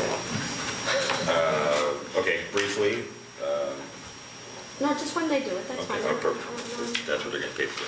I have the gist, I just don't get the whole, Yeah, I don't understand it well enough to explain it to somebody else. I can't express myself. So here. So we'll revisit Phase 2 at a later date. Oh, that's Alan's. Oh, I just had to do my due diligence and bring to the board. Flower Nook is asking for a Class E liquor license so they can install gaming machines. We do not have currently an open Class E, and I did not want to start the process of rewriting the ordinance to add Class Es if it was going to get voted down. So I'm looking for a head shake tonight to move forward with adding a Class E or no. Didn't this come up for discussion once before and we all voted, agreed against it? I brought it up, but we never got to the point where I need to give the woman an answer, and I don't like the idea, but the board votes on it, so. I'm against it. I don't like the idea, however, if this would keep her open, I think we gotta think about that, because we don't want another vacant storefront. I think that's something we need to consider. But would adding a liquor license to sell some beer and wine? Is it for her plan, customers Gary, do you who are- know? Is that what her plan is? She only has to have a license that allows, you only have to have a license that allows you to do it. You don't actually Have to do it? I guess my concern with it is that. The purpose we of the have an liquor ordinance. license is because she wants to put a gambling machine in. Yes. Right. Is the gambling machine really going to add that much to her business? And if it does it put her in a position to not have 60% of her business from her primary business and open up a new can of worms? I think that's something that she would need to, Right, because, well, 100% of her business is flowers. Right. So, and what's our ordinance? 60. 60%, Has 60% to be of for your non-gaming. your annual gross revenue has to be non-gaming, so. I would have to believe she would Qualify. need that qualification. Yeah. I don't know, yeah, I mean, I'm Yeah. not sure what the. So you have to qualify for a liquor license, we have to give her one, it doesn't necessarily mean she's gonna sell liquor. It has to be available for purchase. Oh, so she does have to have it available for purchase. What happens if a Class A becomes available afterwards then? Does that just go to somebody else who wants it, or are we just gonna keep growing Stays. in business licenses? Or can we then remove one? You can always remove And what's Class E? beer and wine. Class E is just beer and wine, so any business needs any type of liquor license then in order to qualify for a gaming machine. That was- So that was a the cla- state's, if a Class E is just beer and wine, she would have to have that available for purchase, and that would qualify her to have up to X amount of gaming machines in her establishment. And we're adding another one, aren't we adding another one with our Class 8 for, Cousins thank you, Correct. and Thornton's. that's, Thorns already has it. Thornton's already has it. I'm just thinking, And didn't you bring up Hog Wild a few weeks ago? Weren't they gonna look to ask? They're Or are they Kicking still it kicking around. it around? And did they want an E, or? We didn't know yet. Just kicking around the idea of opening something up next door. I'm thinking if you're doing this for non-restaurant or non-bar people, you're opening up a can of worms. I think we already have too much gambling In Midlothian, as you know, I mean, there was an advertisement for a local restaurant, didn't talk about anything about, hardly about their food, talked everything about slot machines. And we're getting that more in one place. There's about 2 or 3 places that are like that. Now, if they're a restaurant or a bar, I don't think we can stop them. But, you know, how far do you go with this? And the other thing about it is you are, you know, for the restaurants you really want, the bars you really want, you are dividing up the slices much thinner than before. Well, I don't think someone's going to think, I'm going to go over to Flower Nook and play for an hour instead of going over to one of the local restaurants. You know what I mean?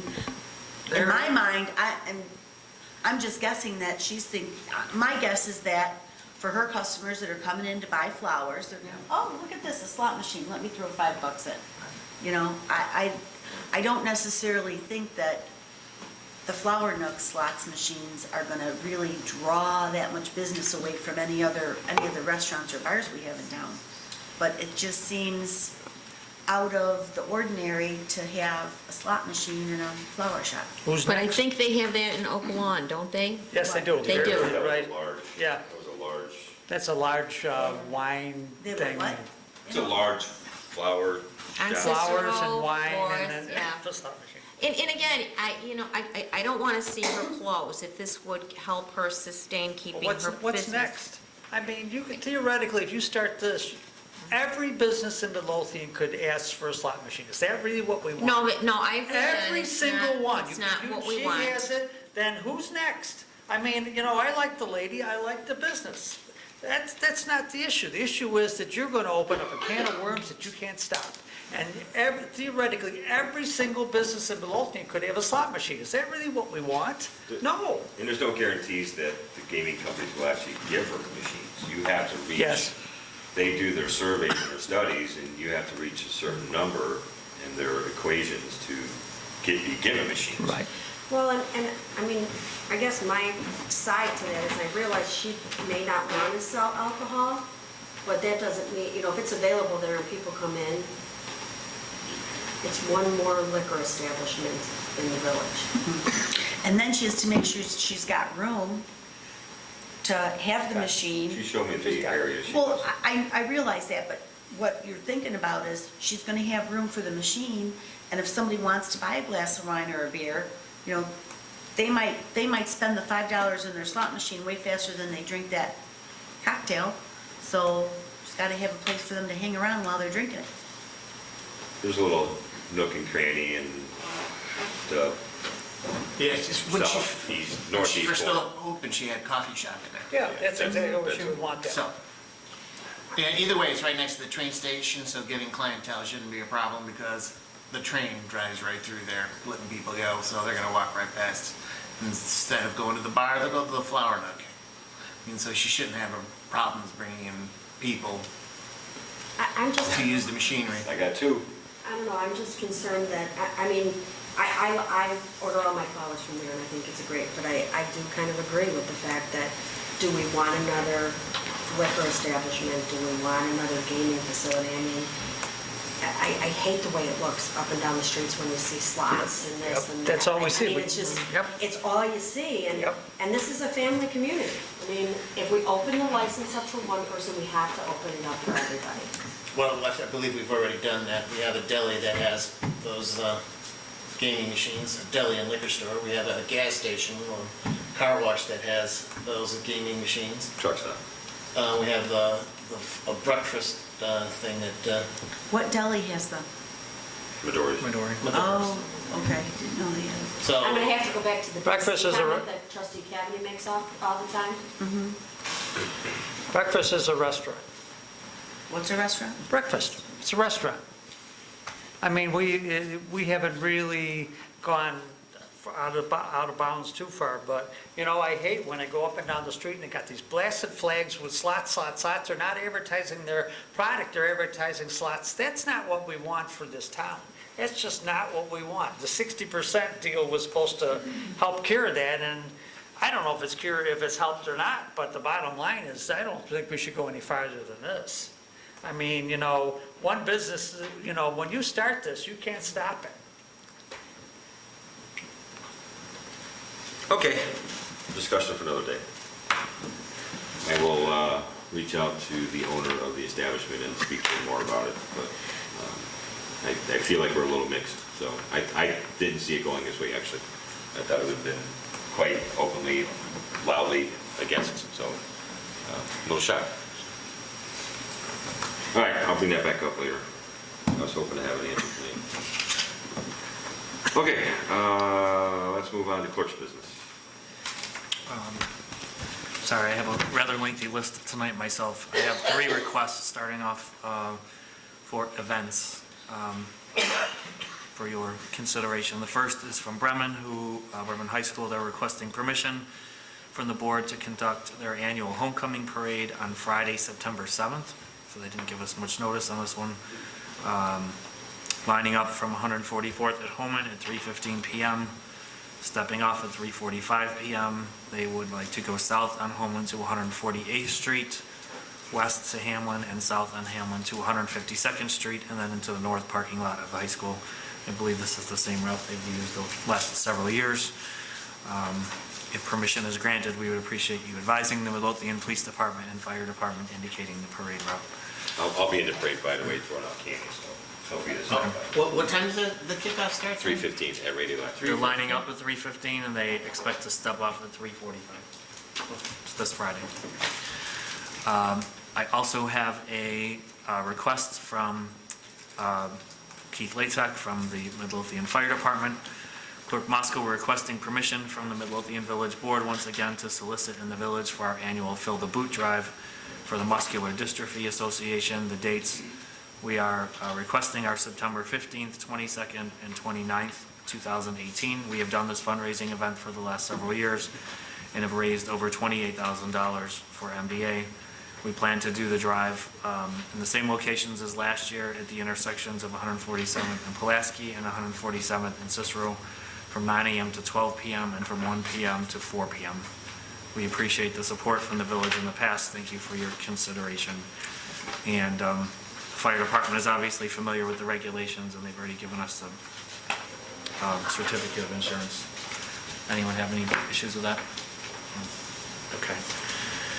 The St. Christopher Rosary Altar Society is also asked to have their Our Lady of Fatima celebration at the Village Green. I believe they did this last year also on October 13th from 12 to 2 p.m. If no one has any issues with that, we'll tell them that's okay. I do have 4 sets of minutes. Maria has been very busy. That I would be asking for someone to please make a motion and a second to approve. These were all in, I sent these all via email.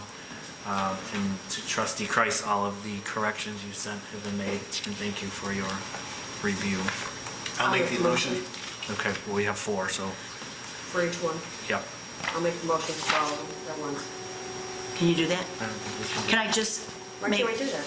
Maria, Yep. in the August 1st count one on page 3, you left a blank for Bill's last name, it's Schrader. I think I identified all of those. Yeah. August 1, August 1st, page 3, Oh, what's his last name? Schrader, S-C-H-R-A-D-E-R. Thank you. You're welcome. What page was that, Kathy? Sorry. 3. Page 3, there's a blank at the bottom. For Bill's last name, it's Schrader. August 1, page 3. So do we have to make a motion for each one, or can we do all 4 at once? Yeah, we just, The maker of the motion may request approval of them jointly, and any trustee may ask for a division of the question. So the answer is, it's up to you if you want to approve them all, or one Yes, I trustee. want to include all of them. I make a motion to join them and approve them all at once. I'll second it then. So to be clear, the board, there is a motion and a second to approve the committee meeting minutes for July 18th, 2018, board meeting minutes for July 25th, 2018, committee meeting minutes for August 1st, 2018, board meeting minutes for August 8th, 2018. Is that your motion and second? That is my motion. That is my motion. Any other discussion? Roll call. Trustee Crowley. Aye. Trustee Iden. Aye. Trustee Caveney. Aye. Trustee Kilby. Aye. Trustee Kreis. Aye. Motion carries. Thank you. Two other items. There is a copy of the resolution that we should be passing every 6 months to keep closed minutes closed. I think the copy in the board packet, yours matches mine, is missing page 17 of 17, which has dates. I will send the board the full copy of this resolution, along with, there should be, by my tally, I believe, 6 or 7 actual minutes documents for your review, and I will get those out to you tomorrow.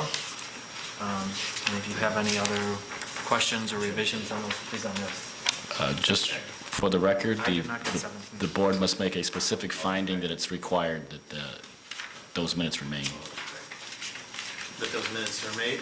that those minutes remain sealed. You must find that in the ordinance. So I'll make a motion for that finding. Oh, it is, No, sorry. no. No, Yeah, not when it tonight. come- yeah, when it No, comes when up. it comes up. Okay. This is just a draft of it. This would be the second or third time, second time I think we've done this. So Okay. twice a year, this is what we will pass to keep the minutes closed. I look forward to making that motion then at the next meeting. Page 17 is included. This is Yeah. also the new format that we started with last time we passed this, which includes the dates and a summary of what was going on in each of those. And I will send this to you with the actual copies of the minutes, just to the board members. Are we passing at the end of October? That is up to the board. If you feel that a week is sufficient time, we'll put this on the agenda for next week. Otherwise, we can wait. Sure. But that's your call. Well, I was thinking at the end of the month, bring it out so everybody can see everything. Do we have the ones through the 6th? December 6th? I have all the ones listed. That are on the resolution? Yeah. Then we'll send it, and we'll just send it and approve it now. I just reviewed the ordinance, and it does have a specific finding, so the board just needs to pass it. Well, thank you. Just going to confirm that. Okay. So we're going to read this over the next week, and if we don't have any questions, comments, or issues, it'll be on the agenda for next week for approval? Yes, correct. It's Looking the- forward to the reading. It's the same as the resolution that we had last. All you really would need to read is the copies of the minutes. Lastly, bless you. Lastly, I had received an email probably, I don't know, maybe a month and a half ago from a contractor who is doing some work for 7-Eleven regarding their IEPA cleanup. And the individual who emailed me or contacted me was asking about a copy of Midlothian's groundwater ordinance, which we passed in 2012, and he could not find it on the EPA's website. And so Maria had reached out to an attorney with the IEPA to find out why it was not there, and they did not seem to have any copy of those or any record of having received it, which I find unusual, but nevertheless, we asked them if they would include it in their database so it could be there so anyone who's looking for it can find it.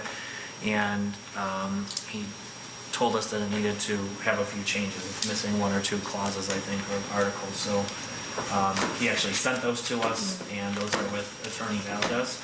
So depending on, I don't know how quickly you'll be able to have a look at that or turn it around. Tomorrow. Perfect. So I would ask, and we could send a red line version of that to the board so they can see what we're adding. I would like to have that on the agenda next week, if possible, presuming we get this, so that we can have that passed and updated, and we will be included in the EPA's master website of municipalities that have groundwater ordinances on file. It's strange because the ordinance we adopted, we got from them, from the IEPA. I They thought gave it us strange the, myself. I couldn't find anywhere, any like documentation that we had actually sent it to them. But we Can I sure ask a did pass it. question? Would that kind of ordinance, should that kind of ordinance go to Sterling codifiers to be codified and included in our ordinance that's online? I thought all of our ordinances were supposed to be codified. No. No? No, they're not No, yeah, I all, mean, yeah, unless it really pertains to something that's specific in our village code, they don't all necessarily get codified. Okay. A lot But of this times we one pass was. ordinances just to, yeah, this one, I This thought one this was. one was. But yeah, there are occasionally ordinances we will pass that don't deal with anything that's in the code. Okay. We err on the side of caution, I think, and send most of them anyway, unless it's blatant, that they don't need to be codified. Okay.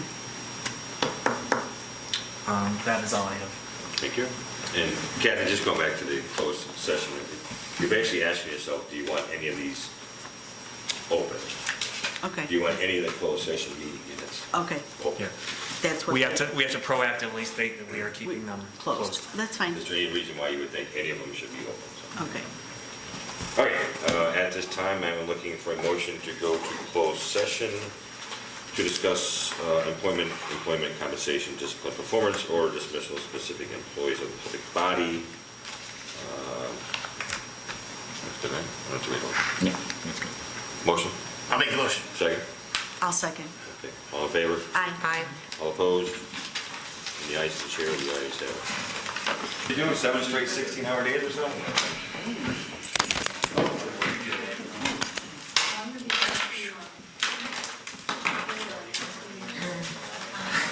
that was a lot of work. Good job. You too. It was cool. Did you want these back? Aren't these yours?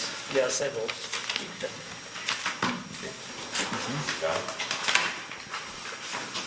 At this time, I'm looking for a motion to return to open session. I'll make the motion. I'll second. All in favor? Aye. All opposed? In the opinion of the chair, the ayes have it. At this time, I'm looking for a motion to adjourn. I'm just kidding. Okay, we are done with our discussion in closed session, so we were in there to discuss employee compensation. So I am looking for a motion to approve the salary adjustments as discussed in closed session for the following employees.